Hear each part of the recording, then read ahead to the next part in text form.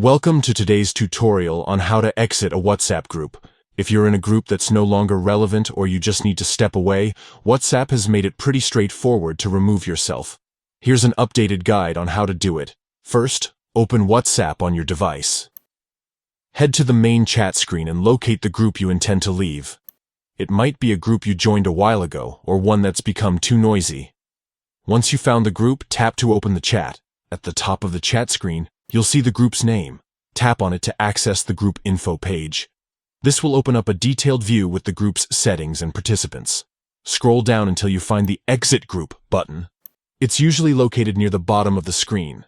Tap this button. WhatsApp will then ask you to confirm your decision. A prompt will appear, making sure you really want to leave. Confirm your exit by tapping Exit Group again. Once you do this, you'll be removed from the group. WhatsApp will notify the group admins, but other members won't receive a notification about you leaving. This means less drama and a quieter exit for you. Keep in mind that once you leave, you will no longer receive messages or media from the group, and you can't send messages either. You can always rejoin if you're invited back, or have a valid invite link, so it's not necessarily a permanent goodbye. Also, remember that your profile information may still be visible in the past members list for up to 60 days. And that's it. You've successfully exited the WhatsApp group. This process works similarly on both Android and iOS devices, making it easy to manage your group memberships.